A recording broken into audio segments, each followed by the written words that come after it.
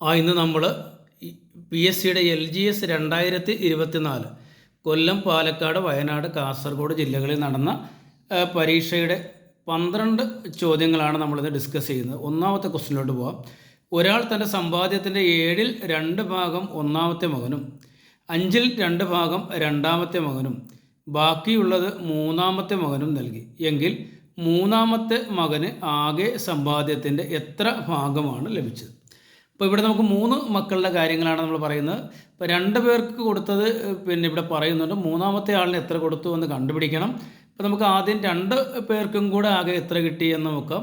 അതായത് ആദ്യത്തെ ആളിന് 7ൽ 2 ഭാഗവും രണ്ടാമത്തെ 5ൽ 2 ഭാഗവും. അവ നമ്മളത് കൂട്ടി നോക്കാം.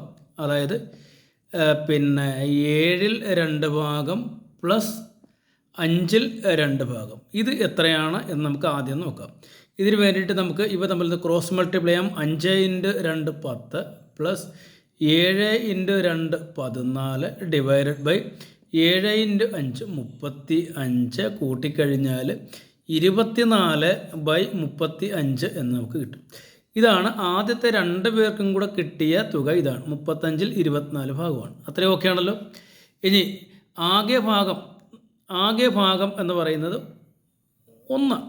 മൊത്തം 1ആണുള്ളത്. അതാണ് പല ഭാഗങ്ങളായിട്ട് കൊടുത്തത്. നമുക്ക് 1നെ വേണമെങ്കിൽ നമുക്ക് 7/7 എന്ന് എഴുതി നോക്കാം. അല്ലേ? 7/7 എന്ന് പറയുന്നത് 1 തന്നെയാണ്. 5/5 എന്ന് പറയുന്നത് 1 തന്നെയാണ്. 10/10 എന്ന് പറയുന്നതും 1 തന്നെയാണ്. ഓക്കെ ആണല്ലോ. അപ്പോൾ നമുക്ക് എന്ത് ചെയ്യാം? ഇതിനെ 7/7 എന്ന് നമുക്കൊന്ന് എഴുതി വെക്കാം. ക്ലിയർ ആണല്ലോ. എന്നിട്ട് ഇതിൽ നിന്നും എന്ത് ചെയ്യണം? ഇതാണ് ആകെ ഭാഗം 7/7.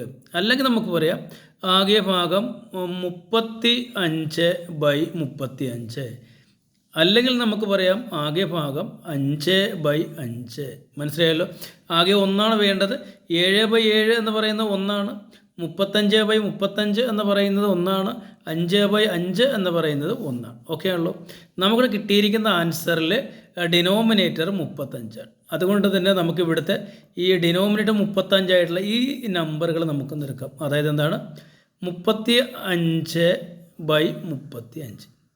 ഇതാണ് ആകെയുള്ളത്. 35ൽ 35 ഭാഗമാണ് ആകെ ഉള്ളത്. അതിൽ 2 പേർക്കും കൂടെ എത്ര കിട്ടി? 24/35 കിട്ടി. ക്ലിയർ ആവുന്നുണ്ടോ? ആകെ 35. അതിൽ ആകെ 35ൽ 35ആണ് ആകെ ഉള്ളത്. അതിൽ 35ൽ 24 2 മക്കൾക്കും കൂടെ കിട്ടി. ഇപ്പോൾ മൂന്നാമത്തെ മകൻ്റെ കാണാനായിട്ട് മൈനസ് ചെയ്തേ പോരെ. 2നെയും ഡിനോമിനേറ്റർ 35. ഓക്കെ അല്ലേ? ഈ 35ൽ നിന്ന് 24 കുറച്ചാൽ നമുക്ക് 11 കിട്ടും. അതായത് 35ൽ 11ആണ് മൂന്നാമത്തെ മകന് കിട്ടിയത്. ഓപ്ഷനിലുണ്ടോ? ഉണ്ടല്ലോ. 35ൽ 11. 11/35 നമ്മുടെ ആൻസർ. രണ്ടാമത്തെ ക്വസ്റ്റിനോട്ട് പോകും. മനസ്സിലായല്ലോ ഇത് നിങ്ങൾക്ക്? ഒരു സംഖ്യയോട് 0.111 കൂട്ടിയാൽ ഏത് സംഖ്യയോട് 0.111 കൂട്ടിയാൽ 1.011 കിട്ടും. നമുക്ക് ഇങ്ങനെ ഒന്ന് ആലോചിക്കാം. ഏത് സംഖ്യയോട് 10 കൂട്ടിയാൽ 15 കിട്ടും? ഒന്ന് ആലോചിച്ച് നോക്കണ്ടേ. ഏത് സംഖ്യയോട് 10 കൂട്ടിയാൽ 15 കിട്ടും? എത്രയാണ്? 5ആണ് ഉത്തരം. അല്ലേ? ഇനി ആലോചിക്കാം. ഏത് സംഖ്യയോട് 30 കൂട്ടിയാൽ 50 കിട്ടും? എത്ര കൂട്ടണം? ഏത് സംഖ്യയോട് 30 കൂട്ടിയാലാണ് 50? 20 അല്ലേ? 20നോട് 30 കൂട്ടിയാലല്ലേ 50 കിട്ടുന്നത്? 5നോട് 10 കൂട്ടിയാലല്ലേ 15 കിട്ടുന്നത്? ഈ 5 എങ്ങനെയാണ് കിട്ടിയത്? ഈ 15ൽ നിന്നും 10 കുറച്ചു അല്ലേ? ഈ 20 എങ്ങനെയാണ് കിട്ടിയത്? 50ൽ നിന്നും 30 കുറച്ചു. അങ്ങനെയാണെങ്കിൽ ഈ ഒരു സംഖ്യ കിട്ടുവാനായിട്ട് എന്ത് ചെയ്താൽ മതി? 1.011 നിന്നും ഇത് കുറച്ചാൽ പോരെ. നമുക്കൊന്ന് കുറച്ച് നോക്കാം. 1.011 മൈനസ് ഏത് കുറക്കണം? 0.111. അതായത് 0.11 1 കുറച്ചാൽ പോരെ. 1ൽ നിന്ന് 1 കുറച്ചാൽ 0. 1ൽ നിന്ന് 1 കുറച്ചാൽ 0. ഇവിടെ 1 ഇങ്ങോട്ട് എടുക്കുമ്പോൾ ഇത് 10 ആകും. അപ്പോൾ ഇവിടെ 0 മാറും. 1 മാറി 0 ആകും. ഇവിടെ 10 ഉണ്ട്. 10ൽ നിന്ന് 1 കുറച്ചാൽ നമുക്ക് എത്ര കിട്ടും? 10ൽ നിന്ന് 1 കുറച്ചാൽ 9 കിട്ടും. 0.900 ആണ് കിട്ടുന്നത്. ഓപ്ഷനിൽ ഏതുണ്ട്? 0.900. നമുക്ക് ഈ 00 എഴുതി 0.9.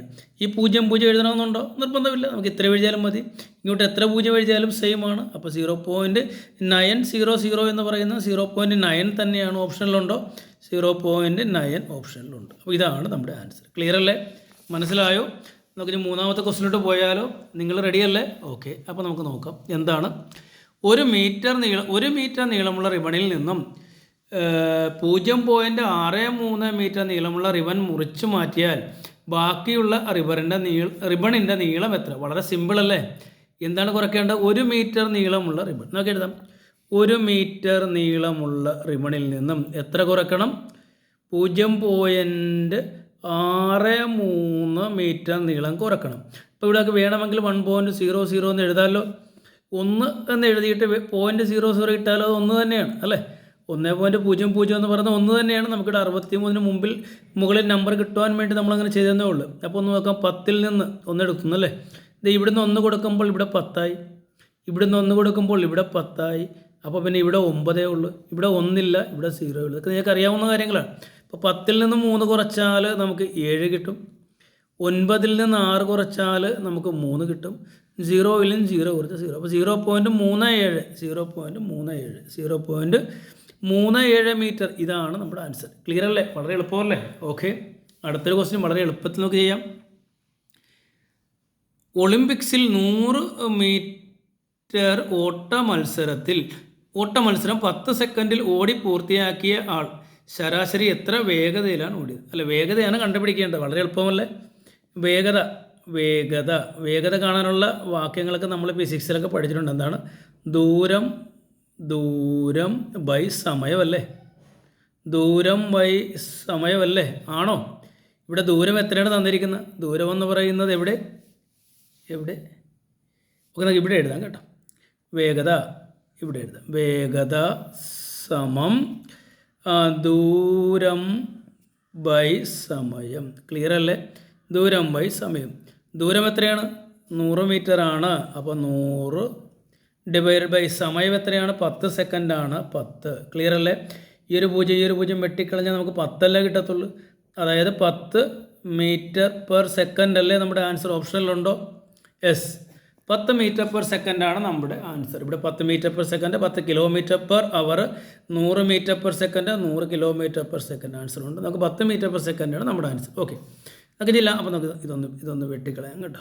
ഓക്കെ, നമ്മുടെ ലാസ്റ്റ് ക്വസ്റ്റ്യൻ 500 ക്വസ്റ്റ്യൻ 580 രൂപയ്ക്ക് വാങ്ങിയ ഒരു സാധനം 609 രൂപയ്ക്ക് വിറ്റാൽ ലാഭ ശതമാനം എത്ര? അല്ലേ, 580 രൂപയ്ക്കാണ് ഒരു സാധനം നമ്മൾ വാങ്ങിയത്, 609 രൂപയ്ക്ക് വിറ്റു. അപ്പോൾ ഉറപ്പായിട്ട് നമുക്ക് ലാഭമാണ്. ലാഭം എത്ര രൂപയാണ്, എത്ര രൂപ ലാഭം കിട്ടിയെന്ന് ചോദിച്ചാൽ നമുക്ക് പറയാം അത് 29. അതെങ്ങനെ കിട്ടി? 609 നിന്നും 580 കുറച്ചാൽ, 609 നിന്നും 580 കുറച്ചാൽ 29. 29 നമുക്ക് ന്യൂമറേറ്ററായിട്ട് എഴുതാം. ഡിനോമിനേറ്റർ ആയിട്ട് നമുക്ക് വാങ്ങിയ വില 580 ആണ്. അത് നമുക്ക് എഴുതാം താഴെ. എപ്പോഴും വാങ്ങിയ വിലയാണ് താഴെ എഴുതുക. എന്നിട്ട് ശതമാനം കാണാനായിട്ട് 100 കൊണ്ട് നമുക്ക് ഗുണിക്കാം. അത്രയും ക്ലിയർ അല്ലേ? ഇത് ഈ ഒരു പൂജ്യവും വെട്ടിക്കളയാമല്ലോ. ഇത് ന്യൂമറേറ്ററിൽ, ഇത് ഡിനോമിനേറ്ററിലും അല്ലേ? നമുക്ക് 29, 58. 29ൽ ഒരു 29 ഉണ്ട്, 58ൽ 2 29 ഉണ്ട്. ക്ലിയർ അല്ലേ? അപ്പോൾ ഇവിടെ മുകളിൽ ഇനി ന്യൂമറേറ്ററിലുള്ളത് 10 ആണ്, ഡിനോമിനേറ്റർ ഉള്ളത് 2 ആണ്. 10നെ 2 കൊണ്ട് ഡിവൈഡ് ചെയ്ത് നമുക്ക് 5 എന്ന് കിട്ടും. ഓപ്ഷനിലുണ്ടോ? 7%, 6%, 4%, 5% നമ്മുടെ ആൻസർ. ക്ലിയർ അല്ലേ? അപ്പോൾ നമുക്കിനി 6ാമത്തെ ക്വസ്റ്റിലോട്ട് വളരെ വേഗത്തിൽ പോകാം. എന്താണ് 6ാമത്തെ ക്വസ്റ്റ്യൻ? 4, 5, 6 എന്നീ 3 സംഖ്യകൾ കൊണ്ട് പൂർണ്ണമായും ഹരിക്കാൻ കഴിയുന്ന ഏറ്റവും ചെറിയ സംഖ്യ. മനസ്സിലായല്ലോ? 4, 5, 6 എന്നീ സംഖ്യകൾ കൊണ്ട് പൂർണ്ണമായും ഹരിക്കാൻ കഴിയുന്ന ഏറ്റവും ചെറിയ സംഖ്യ 30, 120, 180, 60. ഇങ്ങനെയുള്ള ചോദ്യങ്ങളെ ചോദിച്ചാൽ നമുക്കൊന്നുമില്ല. ഇതിൻ്റെ എൽസ്യമാണ് നമ്മൾ കാണുന്നത്. എൽസ്യം നമുക്ക് കണ്ടുപിടിക്കാം അല്ലേ? എൽസ്യം കണ്ടുപിടിക്കുന്നത് അറിയാം. ആദ്യം നമ്മൾ പ്രൈം നമ്പർ കൊണ്ടാണ് നമ്മൾ ഡിവൈഡ് ചെയ്യുന്നത്. ഫസ്റ്റ് പ്രൈം നമ്പർ 2 ആണ്. 2 കൊണ്ട് ഡിവൈഡ് ചെയ്താൽ 2, 2, 4. 5നെ ഡിവൈഡ് ചെയ്യാൻ സാധിക്കത്തില്ല, അങ്ങനെ തന്നെ എഴുതാൻ 2, 3, 6. പിന്നെ നമുക്ക് 2 കൊണ്ട് ഡിവൈഡ് ചെയ്ത് കഴിഞ്ഞാൽ 1, 5നെ പറ്റത്തില്ല, 3നെ പറ്റത്തില്ല. പിന്നെ 3 കൊണ്ട് ഡിവൈഡ് ചെയ്താൽ അല്ലേ 1, 5നെ പറ്റത്തില്ല 1. പിന്നെ 5 കൊണ്ട് ഡിവൈഡ് ചെയ്ത് കഴിഞ്ഞാൽ 1, 1, 1 അല്ലേ? അപ്പോൾ നമുക്ക് ഇതാണ്. അപ്പോൾ എൽസ്യം കാണാനായിട്ട് എന്ത് ചെയ്താൽ മതി? ഈ 4 സംഖ്യകളെ ഗുണിക്കുക. 2 × 2 4, 4 × 3 12, 12 × 5 60. അതായത് ഇവിടുത്തെ എൽസിയം നമുക്ക് കിട്ടി, അത് 60 അല്ലേ. അപ്പോൾ ശരിക്കും ഇവിടുത്തെ ആൻസർ എൽസിയം തന്നെ ആയിരിക്കും. പിന്നെ 4, 5, 6 എന്നീ 3 സംഖ്യകളെ ഹരിക്കാൻ കഴിയുന്ന 3 സംഖ്യകൾ കൊണ്ട് ഹരിക്കാൻ കഴിയുന്ന ഏറ്റവും ചെറിയ സംഖ്യ എന്ന് പറഞ്ഞാൽ എൽസിയം തന്നെയാണ് 60 ആണ് നമ്മുടെ ആൻസർ. അടുത്ത ക്വസ്റ്റിലോട്ട് പോകാം. ഇത് വളരെ എളുപ്പമാണ്. എന്താണ് 1/2 + 1/3 - 1/4 എത്രയാണെന്നല്ലേ. ഇത് വളരെ എളുപ്പത്തിൽ നിങ്ങൾ നോക്കണ്ടേ. ഇവിടെ 2, 3, 4 ഇവിടെ നമ്മൾ എൽസിയമാണ് എടുക്കുന്നത് അല്ലേ. ഇവിടെ നിങ്ങൾ ഏറ്റവും വലിയ നമ്പർ എൽസിയം കാണുന്ന ഒരു എളുപ്പമാർഗ്ഗം പറഞ്ഞു തരാം. ഏറ്റവും വലിയ നമ്പർ 4 അല്ലേ. ഈ 2ൻ്റെ ടേബിളിൽ 4 വരുമോ? വരും. 3ൻ്റെ ടേബിളിൽ വരുമോ? ഇല്ല. 4 കഴിഞ്ഞാൽ പിന്നെ 4ൻ്റെ മൾട്ടിപ്പിൾ 8 അല്ലേ. ഈ 2ൻ്റെ ടേബിളിൽ 8 വരുമോ? വരും. 3ൻ്റെ ടേബിളിൽ 8 വരുമോ? ഇല്ല.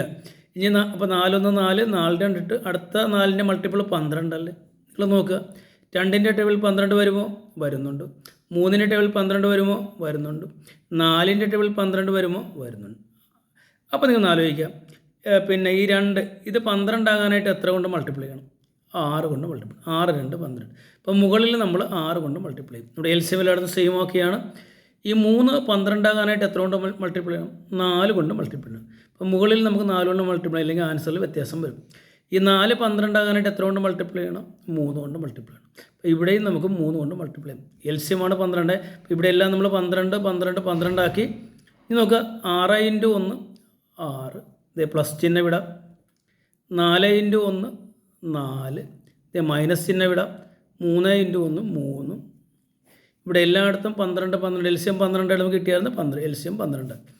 6 4 10, 6 4 10, 10ൽ നിന്ന് 3 പോയാൽ 7. 7/12 ആണ് നമ്മുടെ ആൻസർ. ഓപ്ഷനിലുണ്ടോ? യെസ്, 7/12 നമ്മുടെ ആൻസർ. എളുപ്പമല്ലേ. ഇത് നോക്കാം. √16 + 4² = k ആയാൽ കെയുടെ വില വളരെ എളുപ്പമല്ലേ. √16 എന്ന് പറയുന്ന 4 അല്ലേ. അത് 4ൻ്റെ സ്ക്വയറാണ് 16. അപ്പോൾ 16ൻ്റെ സ്ക്വയർ റൂട്ട് എന്ന് പറയുന്നത് 4 അല്ലേ. 4 പ്ലസ് ഇതിവിടെ 4ൻ്റെ സ്ക്വയർ 4 4 4 16 തമ്മിൽ കൂട്ടിയാൽ പോരെ. ആൻസർ 20 ഓപ്ഷനിലുണ്ട്. വളരെ എളുപ്പം, വളരെ സിമ്പിളായിട്ടുള്ള ചോദ്യങ്ങളാണ്. ഇനി ഇവിടെ നോക്കുക. 18 × 21 + 21 × 82. ഇതിൻ്റെ ആൻസർ കാണാനല്ലേ പറഞ്ഞിരിക്കുന്നത്. ഇത് പ്ലസ്സാണ് അല്ലേ. ഇത് പ്ലസ് അല്ലേ തന്നിരിക്കുന്നത്. ഇവിടെ നോക്കുക. ഇവിടെ ഒരു 21 ഉണ്ട്, ഇവിടെയും ഒരു 21 ഉണ്ട്. അപ്പോൾ ഇതിലും 21 ഉണ്ട്, ഇതിലും 21 ഉണ്ട്. അപ്പോൾ 21നെ നമ്മൾ കോമൺ ആയിട്ട് എടുത്തു. മനസ്സിലായല്ലോ. 21നെ പുറത്തെടുത്തു കഴിഞ്ഞാൽ പിന്നെ ഇവിടെ 18 ആണുള്ളത്. ആ 18 എഴുതി. ഈ പ്ലസ് ചിഹ്നം നമ്മൾ എഴുതി. ഇവിടെ 21നെ പുറത്തെടുത്താൽ പിന്നെ 82 ആണുള്ളത്. ആ 82 എഴുതി. നിങ്ങളൊന്ന് ആലോചിക്കുക. 21 ഗുണിക്കുകയല്ലേ ഉണ്ട്, ബ്രാക്കറ്റിൻ്റെ ഗുണിക്കുക എന്നുള്ളത്. അപ്പോൾ 21 ഗുണം 18 82 കൂട്ടിയാൽ 100 കിട്ടത്തില്ലേ. 21നെ 100 കൊണ്ട് ഗുണിച്ചാൽ എന്ത് ചെയ്താൽ മതി? 21 എഴുതിയിട്ട് ഈ 2 0 ചേർത്തേ പോരെ. ഇപ്പോൾ 2100 ആൻസർ. ഓപ്ഷനിലുണ്ടോ? ഉണ്ടല്ലോ. വളരെ സിമ്പിളായിട്ട് നമുക്ക് ആൻസർ കിട്ടുന്നുണ്ട് അല്ലേ. ഇനി നമുക്ക് 10ാമത്തെ ക്വസ്റ്റിനോട്ട് പോകാം. 12 + 10 × 5 × 0 ഇസിക്കൽ എത്രയാണെന്ന് നിങ്ങൾ ആലോചിക്കുക. ഇതൊന്നും നോക്കണ്ടേ. 10 × 5 × 0, 10 × 5 × 0, 10 × 5 50 ആണ്. 50നെ 0 കൊണ്ട് ഗുണിച്ച് കഴിഞ്ഞാൽ 0 തന്നെയല്ലേ കിട്ടത്തുള്ളൂ. ഈ 12ഉം 0 കൂടെ കൂട്ടിക്കഴിഞ്ഞാൽ നമുക്ക് കിട്ടുന്ന ആൻസർ 12 തന്നെ. എളുപ്പമല്ലേ. വളരെ എളുപ്പമാണ്. ഇത് നോക്കിയാൽ 11ാമത്തെ ക്വസ്റ്റിനോട്ട് പോയാൽ എന്താണ്? 0.31 + 0.21 × 2. നമുക്ക് ആദ്യം ഇതിൻ്റെ ആൻസർ എഴുതാം.